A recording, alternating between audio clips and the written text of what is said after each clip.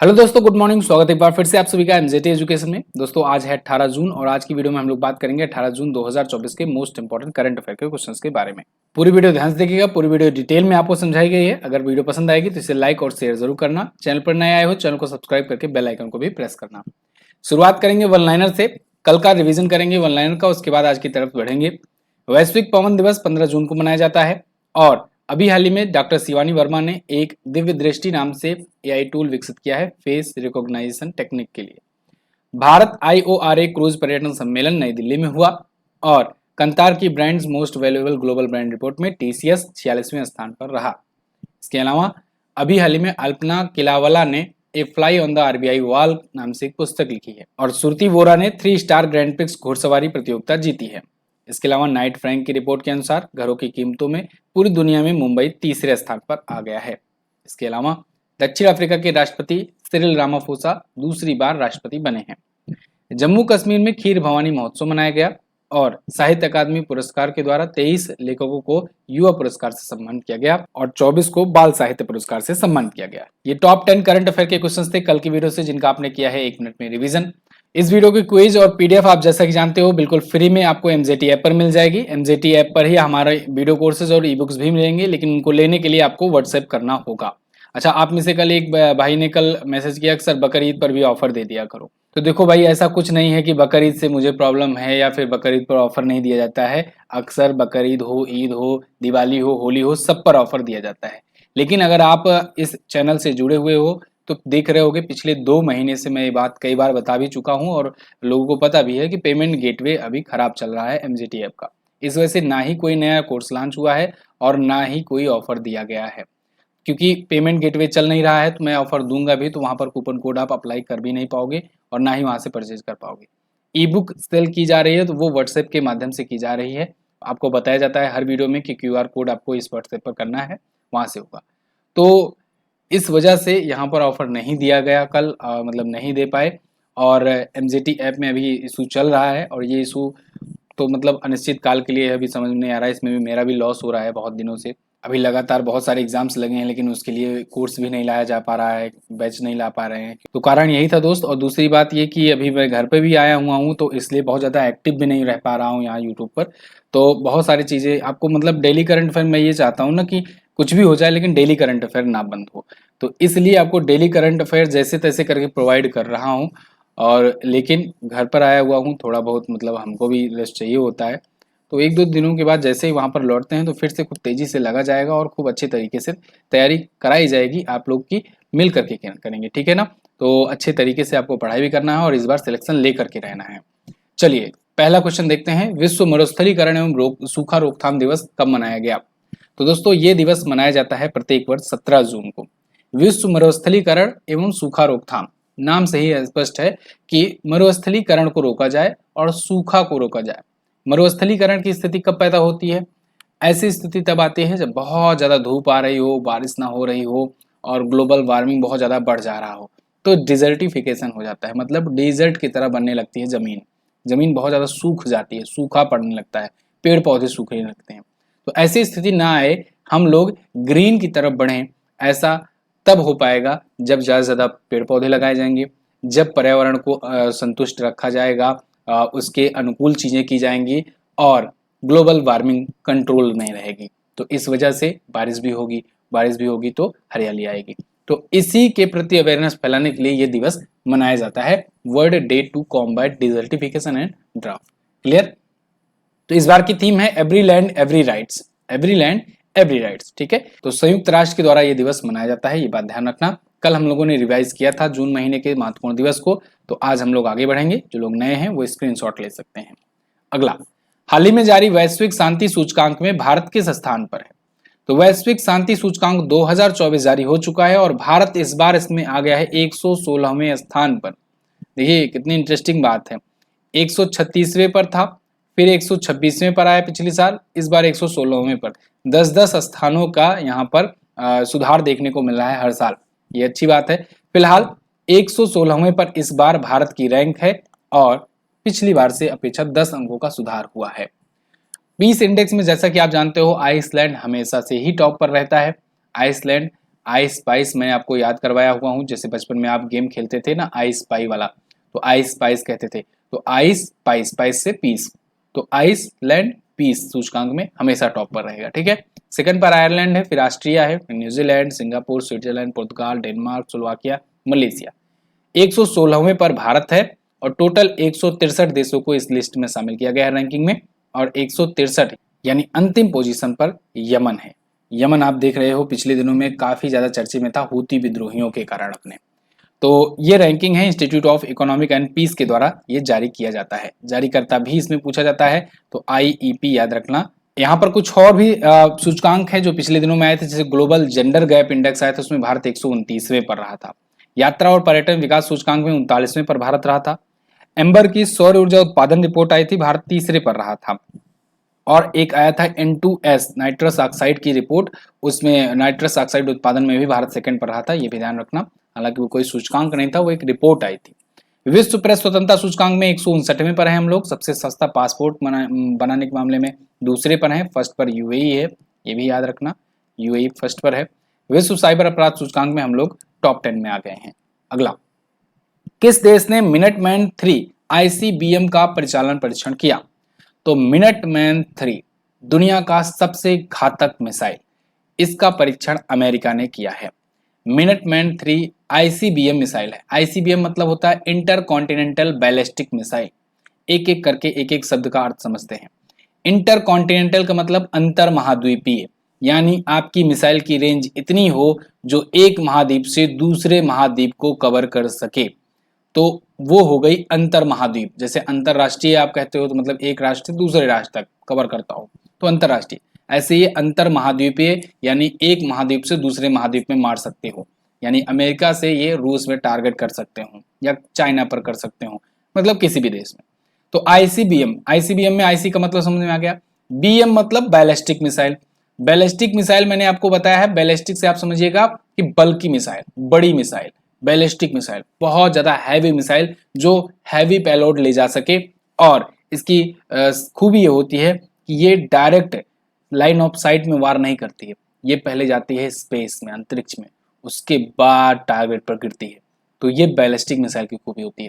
और ये जो सीधी सीधी मार करती है ये होती है क्रूज मिसाइल। क्रूज मिसाइल तो ये छोटी होगी, कम पेलोड ले जाएगी और तेज होगी क्रूज मिसाइल। लेकिन जो बैलिस्टिक मिसाइल होती है वो पहले अंतरिक्ष में जाती है, स्पेस में जाती है, उसके बाद आकर के अटैक करती है। लेकिन ये ज्यादा बल्कि होती है, बहुत ज्यादा पेलोड ले जा सकती है और बहुत ज्यादा रेंज भी कवर करती है। इसीलिए बैलिस्टिक मिसाइल जो होती है अक्सर इंटर कॉन्टिनेंटल जो मिसाइलें होती है वो बैलिस्टिक ही बनाई जाती है। क्रूज मिसाइल में जहां एक खूबी ये है कि देखो क्रूज मिसाइल को ट्रैक करना बड़ी मुश्किल होती है, क्योंकि रडार में जल्दी नहीं आते हैं। क्रूज मिसाइल भाई नीचे लाइन ऑफ साइट पर अटैक करना है तो जल्दी रडार में नहीं आएंगे, लेकिन बैलिस्टिक मिसाइल रडार में आसानी से आ जाते हैं। हाँ, अब बहुत सारी टेक्नोलॉजी आ रही है, उसमें कोटिंग वगैरह कर देते हैं, सील्ड बना देते हैं, लेकिन मतलब बहुत सारी पॉसिबिलिटी है कि वो रडार में आ जाए। तो दोनों का अंतर आप आई थिंक समझ में आ गया होगा, कम से कम 3-3 अंतर तो आ ही गया। आज के टाइम पर अगर मिनटमैन की बात करें तो सबसे खतरनाक माना जाता है। मिनटमैन की आप देखोगी जैसे बाकी देशों की, जैसे रसिया का या चाइना का अगर मिसाइल देखें अगर हम लोग, तो इनमें कुछ मत देखो, बस केवल स्पीड देखो। तो यहाँ 10 मैक की स्पीड है, 6 मैक की स्पीड है, 7 मैक की स्पीड है। लेकिन मिनटमैन की आप देखोगे तो 23 मैक की स्पीड है। एक मैक आप जानते हो, एक मैक बराबर ध्वनि की स्पीड का बराबर, 2 मैक मतलब ध्वनि की स्पीड का 2 गुना, 3 मैक मतलब 3 गुना, ऐसे 23 मैक स्पीड मतलब ध्वनि की स्पीड का 23 गुना तेज। तो ये मिनटमैन की खास बात है, इतनी बल्कि मिसाइल, इतनी हैवी मिसाइल होने के बावजूद इतनी तेज स्पीड है। हालांकि यहाँ पर देखो रसिया एक इस पर एवनगार्ड पर काम कर रहा है, इसमें 27 मैक की स्पीड क्लेम कर रहा है, लेकिन अब देखो क्या होता है। हालांकि ये बहुत छोटी भी है इसकी अपेक्षा, मिनटमैन की अपेक्षा। मिनटमैन गिरना मतलब तबाह, ठीक है ना, पूरी तरीके से तबाही। तो अब न्यूक्लियर पेलोड भी ये लोग रख करके इसका परीक्षण कर रहे हैं। पेलोड आप जानते हो यहीं पर ऊपर रखा जाता है, जिसे पेलोड कह सकते हो, वारहेड कह सकते हो, ठीक है, ऊपर सबसे यहीं पर रखा रहता है। बाकी ये सब काम तो स्पीड बढ़ाने के लिए होता है। आगे, सार्वजनिक सेवा कार्यक्रम में सबसे अधिक लोगों की मेजबानी कर किसने Limca book of world record बनाया? तो सार्वजनिक सेवा कार्यक्रम में सबसे ज्यादा लोग एक साथ इन्वॉल्व हों ऐसा भारतीय रेलवे ने कर दिखाया था फरवरी महीने में, और वो Limca book of world record में शामिल होने के लिए गया था।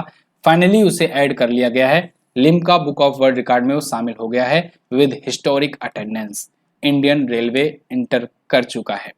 इसमें 40,19,516 लोग जो हैं ये 2140 वेन्यू पर एक साथ इकट्ठा हुए और उसके बाद ये रिकॉर्ड बना। 26 फरवरी को प्रधानमंत्री मोदी के द्वारा 2140 स्थानों पर रेलवे बुनियादी ढांचा परियोजनाओं का उद्घाटन किया गया। उसमें इतने लोग इकट्ठा हुए तब ये रिकॉर्ड बना है। इसमें कुछ ब्रिजेस थे, कुछ रोड थे, कुछ नए रेलवे स्टेशन थे, कुछ की आधारशिला रखी गई, कुछ का उद्घाटन किया गया। आप जानते हो अपने इंडिया में होता क्या है कि उद्घाटन मतलब कि बन करके चीज़ें चलना शुरू हो जाती हैं, उसके बाद 3 महीने 4 महीने बाद प्रधानमंत्री जी आते हैं, उसके बाद उसका उद्घाटन करते हैं।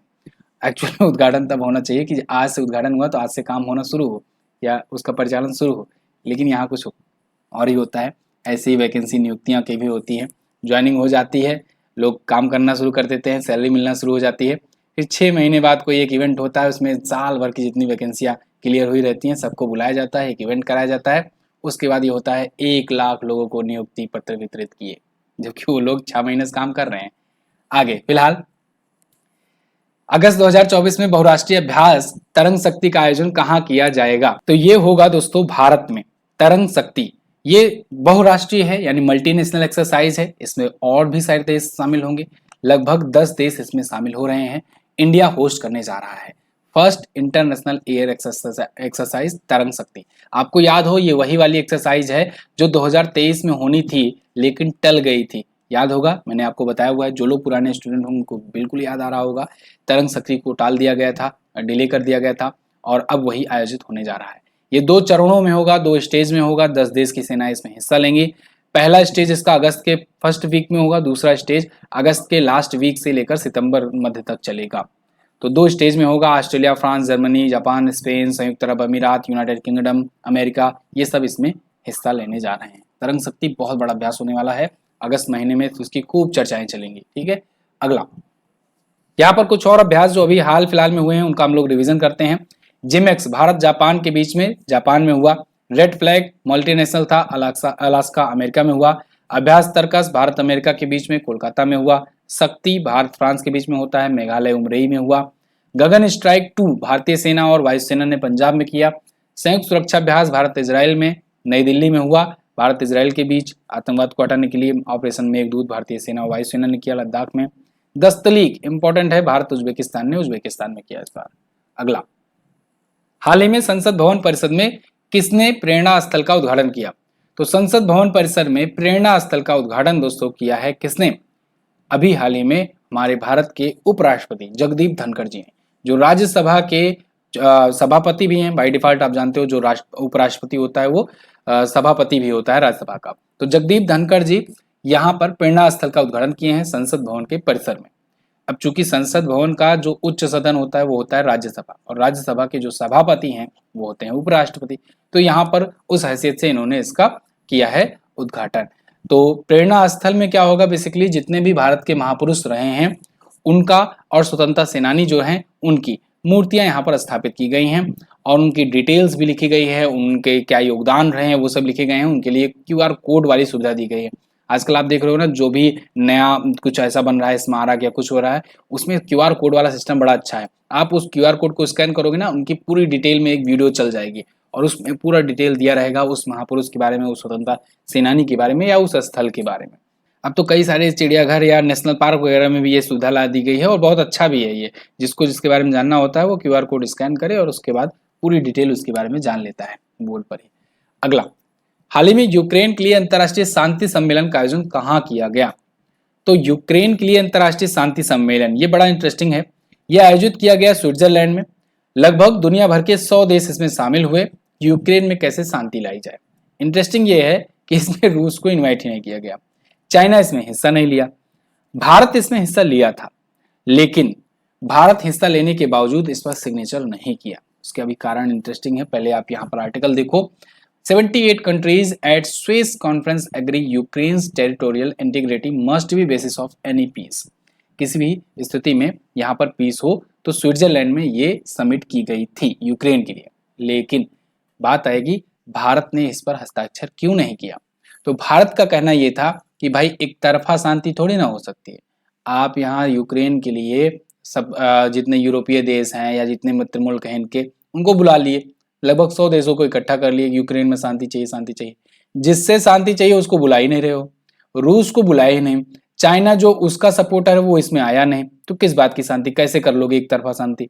इसीलिए भारत ने इस समझौते पर हस्ताक्षर नहीं किए, और जो इन लोग के लिए काफी बड़ा एक डाउन बैक रहा, क्योंकि भारत अगर हस्ताक्षर कर देता तो ये लोग अपने आप में बड़ी जीत मानते कि अरे भारत को तो हम अपने तरफ कर लिए, पूरा युद्ध इतने दिन से चल रहा है, भारत किसी का तरफ नहीं लिया, अगर यहाँ सिग्नेचर हो जाता तो यहाँ पर एक बड़ा वो हो जाता। फिलहाल भारत इसमें हस्ताक्षर नहीं किया, लेकिन शामिल था, और शामिल होने वाला एकमात्र दक्षिण एशियाई देश भी था इसमें। चलिए आगे, यहाँ पर कुछ और आयोजन सम्मेलन है, इसका रिवीजन करेंगे। देखो ये चीज़ें मैं लगभग आपका रोज रिवीजन करवाता हूँ, और मैं फिर से आपको बताता हूँ कि अभी मैं घर आया हुआ हूँ, लेकिन 2-3 दिन के बाद जब मैं आऊँगा बहुत तेज़ी से जमकर तैयारी करवाऊँगा, और आपको भी बिल्कुल तैयार रहना है, मज़ा आ जाएगा तैयारी में। इस बार काफ़ी सारी एनर्जी लेकर के आऊँगा, ठीक है ना। जैसे होता है बीच में एक बार 1-2 महीने में एक गैप चाहिए होता है, तो मैं भी यहाँ पर गैप ले लिया हूँ, अब आएंगे खूब तेजी से जुटा जाएगा। G7 समिट इटली में हुआ, आप जानते हो, अभी भारत भी इसमें गया था, as a guest PM Modi को बुलाया गया था। भारत IORA क्रूज पर्यटन सम्मेलन नई दिल्ली में हुआ। कोल्ड चेन और लॉजिस्टिक शिखर सम्मेलन फिक्की द्वारा आयोजित किया गया। इंद्रधनुष पर्यटन सम्मेलन नेपाल में हुआ। परिवर्तन चिंतन नई दिल्ली में हुआ। विश्व भविष्य ऊर्जा शिखर सम्मेलन ये यूएई में हुआ। यहीं पर वर्ल्ड गवर्नमेंट समिट, यहीं पर वर्ल्ड पुलिस समिट हुई।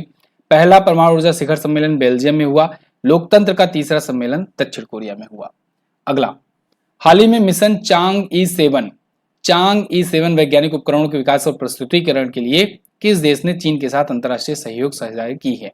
तो चांग-ई 7 जो है ये मिशन के लिए 2 देश सामने आए हैं, इजिप्ट और बहरीन। ये 2 देश चाइना की मदद कर रहे हैं, या कहे कि चाइना के इस मिशन में शामिल हो रहे हैं। मदद क्या करेंगे चाइना की? इजिप्ट और बहरीन ये 2 देश हैं। अगर आप ध्यान दोगे तो इसमें बहरीन जो है ये तो एक खाड़ी देश है जो आपका कतर वगैरह के यूएई के पास पड़ता है। इजिप्ट जो है ये भी एक अरब देश है। ये दोनों शामिल हो रहे हैं चीन के साथ अंतर्राष्ट्रीय सहयोग पर विद चांग-ई मिशन में। चांग-ई मिशन ये 7 है। चांग-ई 6 के बारे में अभी मैंने आपको बताया, वो चांद पर गया हुआ था। जो चांग सीरीज है ना, ये बात ध्यान रखना, चांग सीरीज ये चंद्रमा के लिए चलाता है चाइना, और चांग-ई 4, चांग-ई 6, चांग-ई 5 ऐसे होते हैं इसके मिशन। अभी चांग-ई 6 जो मिशन हुआ रिसेंटली, उसके तहत ये चांद पर गया था, 2 किलो मिट्टी लेकर के आया था वहां से, ठीक है। तो वहां से वो तो मिशन इसका सक्सेस रहा था काफी अच्छा। चांग-ई 7 आगे काम कर रहा है, ये काम कर रहा है इस पर कैमरे के लिए। ये बहुत ही हाइपर स्पेक्ट्रल कैमरा बनाएगा, और पृथ्वी पर भी ये काम आएगा। जलवायु हुआ या फिर कोई भी ऐसा पृथ्वी का प्राकृतिक सर्वेक्षण करना हुआ, इन सब पर ये काम करेगा। तो ये हाइपर स्पेक्ट्रल कैमरा है। अब ऐसा नहीं केवल यही 2 देश शामिल हुए हैं, अब देखना आप आगे आने वाले दिनों में और भी देश इसमें शामिल होंगे, क्योंकि चाइना भी ना अब अमेरिका की तरह काम कर रहा है। जैसे अमेरिका का मैंने आपको आर्टेमिस अकॉर्ड बताया कि अमेरिका क्या चाहता है, आर्टेमिस अकॉर्ड स्थापित किया और उसमें धीरे धीरे और देशों को जोड़ रहा है। तो अमेरिका उसमें क्या हुआ, अल्टीमेटली यही कहा जाएगा ना, अमेरिका ने स्थापित किया, उसके बाद उसमें धीरे धीरे लोग जुड़ रहे हैं। तो मतलब नेता कौन? अमेरिका। ऐसे ही नेता बनने की कोशिश कौन कर रहा है? चाइना। क्योंकि चाइना का सीधा सीधा जो टक्कर है वो अमेरिका से है, अमेरिका से आगे निकलना है। तो ऐसे में ये भी अपना एक समझ लो ग्रुप बना रहा है ना। तो इस छोटे छोटे चीजें ऐसे स्थापित करके एक ग्रुप बनाएगा कि देखो हमने भी ये संगठन बनाया है, हमारे साथ भी इतने देश जुड़े हुए हैं। आगे बढ़ते हैं। फिलहाल वैश्विक इक्विटी बाजार में भारत किस स्थान पर है? तो वैश्विक इक्विटी बाजार में भारत आ गया है 4थे स्थान पर। भारत ने पीछे कर दिया है हांगकांग को। India becomes 4th largest equity market globally, overtaking Hong Kong. यहाँ भारत की जो मार्केट वैल्यू है वो $5.2 ट्रिलियन हो गई है। हांगकांग का $5.17 ट्रिलियन है, ठीक है। 20 को तो समझ में आ जाएगा जल्दी। तो अब देखो $0.03 ट्रिलियन आगे बढ़ गए हम लोग। अब आप कहोगे सर $5 ट्रिलियन की इकोनॉमी तो हम लोग टारगेट बनाए हैं 2027-28 तक पहुंचने का, अभी कैसे पहुंच गए? तो देखो भारत की इकोनॉमी $5 ट्रिलियन नहीं है, इकोनॉमी तो $3 ट्रिलियन के आसपास चल रही है। भारत की मार्केट वैल्यू यहाँ पर 5.20 ट्रिलियन पहुंची है, दोनों में अंतर है। भारत का जो शेयर मार्केट है, उस शेयर मार्केट में जितना जो इक्विटी मार्केट है उसमें जो पैसा लगा है वो 5.2 ट्रिलियन की है। अब उसमें कोई जरूरी थोड़ी नहीं सब भारत का ही लगा है भाई, बहुत सारे विदेशी इन्वेस्टर भी होते हैं विदेशी कंपनियां भी होती हैं, वो भी इन्वेस्ट किए रहते हैं भारतीय मार्केट में।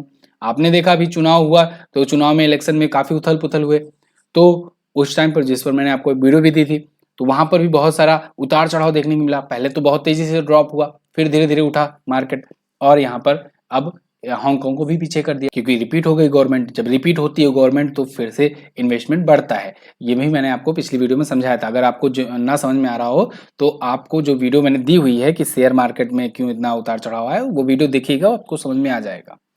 तो यहाँ पर भारत का इक्विटी बाजार जो है वो 5.2 ट्रिलियन डॉलर पहुंचा है। ये बात ध्यान रखना, भारत की इकोनॉमी नहीं पहुंची है, ठीक है ना। इकोनॉमी 2027-28 का लक्ष्य है कि तीसरी सबसे बड़ी इकोनॉमी होगी, लेकिन वो लक्ष्य है अभी।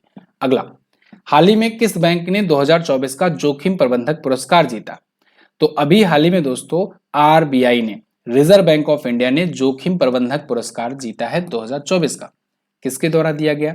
तो risk management manager of the year का अवार्ड जो है ये लंदन के सेंट्रल बैंकिंग पब्लिकेशन के द्वारा दिया गया। किसके द्वारा? लंदन सेंट्रल बैंकिंग पब्लिकेशन के द्वारा। इसमें risk manager man of the year का अवार्ड इसलिए मिला क्योंकि पिछले दिनों में आपने देखा पूरी दुनिया में उथल पुथल मचल था, और ऐसे में भारत की जो आरबीआई है, सेंट्रल बैंक जो है, इसने बहुत ही अच्छे तरीके से महंगाई को कंट्रोल में रखा, और किस प्रकार से जो रेपो रेट्स वगैरह है उसको लगातार उतने पर 6.5% पर बरकरार रखा, जिससे महंगाई बढ़ी नहीं और ना ही कम हुई। तो ये मैनेज जो किया है बढ़िया तरीके से, जो जोखिम का, जो कि वैश्विक जोखिम माना जा रहा है, बहुत सारी दुनिया के देश डूब भी गए इसी में, तो इसका बेस्ट मैनेजमेंट के लिए भारतीय रिजर्व बैंक को ये अवार्ड मिला है, ठीक है। मनोरंजन मिश्रा जी ने जाकर के ये पुरस्कार रिसीव किया। आरबीआई के बारे में अगर बात करें तो 1 अप्रैल 1935 को इसकी स्थापना हुई थी, और इसका राष्ट्रीयकरण 1 जनवरी 1949 को कर दिया आगे चलकर। इसके अलावा इसके पहले गवर्नर हुए ओसबॉर्न स्मिथ, पहले भारतीय गवर्नर हुए सीडी देशमुख, और वर्तमान में 25वें गवर्नर हैं शक्तिकांत दास। तो ये थे आज के दिन का टॉप 10 करंट अफेयर का क्वेश्चंस। आई होप आपको वीडियो पसंद आई होगी। अगर वीडियो पसंद आई है तो इसको लाइक कीजिएगा, शेयर कीजिएगा अपने साथियों के साथ, और हाँ, अगर ये ई बुक आपको लेना है तो इस नंबर पर व्हाट्सएप कीजिए। व्हाट्सएप पर ही आपको क्यूआर कोड भेजा जाएगा, और उसी क्यूआर कोड के माध्यम से आप ये ई बुक 75 रेट्स पे करके ले सकते हो। इसमें 1100 प्लस क्वेश्चंस हैं रेलवे स्पेशल के, और 120 पेजेस हैं। A4 साइज में है, प्रिंटेबल फॉर्मेट में है, मतलब आप प्रिंट आउट भी निकला करके पढ़ सकते हो। कलरफुल डिजाइन के साथ है, थ्योरी भी है, एमसीक्यू भी है, प्रीवियस ईयर के क्वेश्चंस हैं, और वन लाइनर लास्ट में दिए गए हैं जिससे आप बेहतरीन रिवीजन कर सकते हो। तो किसी भी रेलवे एग्जाम के लिए जो साइंस इस बार बहुत ज्यादा वेटेज है, उसमें फायदा उठाने के लिए ये ई बुक आप जरूर ले सकते हो। बात करते हैं हम लोग लास्ट डे के क्वेश्चंस की। कल मैंने आपसे पूछा था हास्य गैस के रूप में किसे जाना जाता है? तो नाइट्रस ऑक्साइड को जाना जाता है हास्य गैस के रूप में या लाफिंग गैस के रूप में। हाल ही में जारी एक रिपोर्ट के अनुसार विश्व की सर्वाधिक प्रतिवित जीडीपी में भारत किस स्थान पर है? भारत 129वें पर है, और लग्जमबर्ग टॉप पर है। आज आपको क्या बताना है?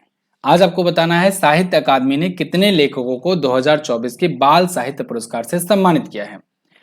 और दूसरा, कंतार की वर्ल्ड की मोस्ट वैल्यूएबल ब्रांड रिपोर्ट में दुनिया के सबसे वैल्यूएबल कंपनी कौन? तो दोनों क्वेश्चंस के बारे में आपको जो भी पता हो डिटेल में जरूर आंसर करना। इसकी पीडीएफ आपको टेलीग्राम पर भी भेज दी जाएगी, एमजेटी ऐप पर भी भेज दी जाएगी। एमजेटी ऐप पर आपको क्विज भी मिल जाएगा, और मैं मिलूंगा आपसे अगली वीडियो में। तब तक के लिए नमस्कार, जय हिंद, वंदे मातरम।